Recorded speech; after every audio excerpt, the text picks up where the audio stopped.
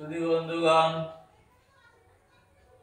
सुधी दर्शक बृंद आज आमी आपनादेर सामने हाजिर हयेछि अनंत विश्व बार्ताय ग्रामीण चिकित्सक अनंत राय सेक्रेटारी आरएमपीए डेबरा ब्लक कमिटी आपनादेर सामने आमी प्रतिनियत जेमन भावे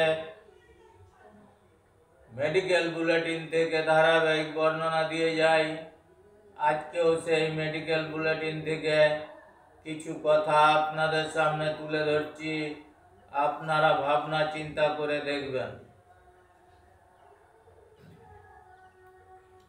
आमादेर देशेर ओषुध शिल्पेर बर्तमान अवस्था विश्लेषण करले এই প্রশ্নের উত্তর পাওয়া যাবে। আমাদের দেশেই আছে সবচেয়ে বেশি ওষুধ তৈরির কারখানা, আছে কম বেশি 17,000 ওষুধ কারখানা। হিন্দুস্তান অ্যান্টিবায়োটিকের মতো সরকারি ওষুধ কারখানা করেনি বা ওষুধ ব্যবসায় যুক্ত ছিল না, তারাও ওষুধ শিল্পে বিনিয়োগ করছে। কারখানা খুলেছে কারণ আমাদের দেশে সাধারণ মানুষের ওষুধের খরচ অন্যান্য খরচের মধ্যে 2 নম্বর জায়গা দখল করে আছে। আর সারা পৃথিবীর ব্যবসার মধ্যে ওষুধ ব্যবসা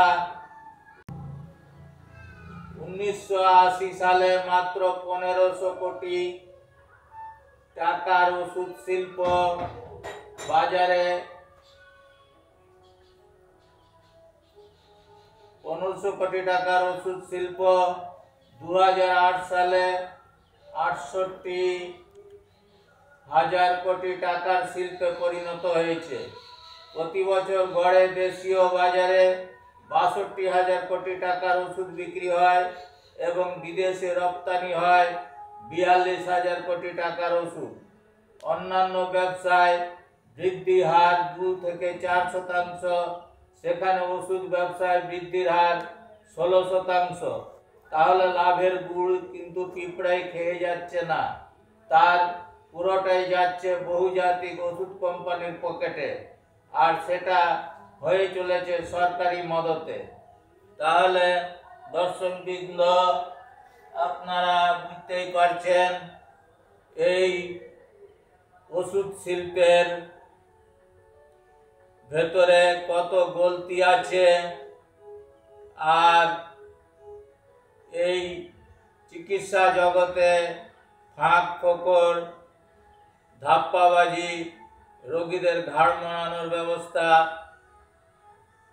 প্রতিনিয়ত চলছে।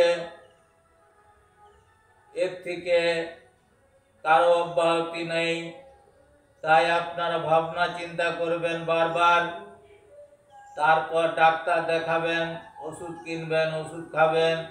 এ সম্বন্ধে আর বেশি কিছু আপনাদের কাছে বলছি না। আপনারা দয়া করে আমার এই ভিডিওটাকে জনসাধারণের মধ্যে পৌঁছে দেওয়ার জন্য শেয়ার করবেন, বেশি বেশি করে সাবস্ক্রাইব করবেন, যাতে আপনাদের সামনে ভিডিওটা সবার আগে পৌঁছে যায়। তার জন্য আর বেশি কিছু না বলে বিদায় নিচ্ছি আপনাদের সামনে থেকে। অনন্ত বিশ্ব বার্তা থেকে গ্রামীণ চিকিৎসক অনন্ত রায়, সেক্রেটারি আরএমপিএ ডেবরা ব্লক কমিটি, আপনাদের সবাইকে আমার আন্তরিক ধন্যবাদ ও নমস্কার।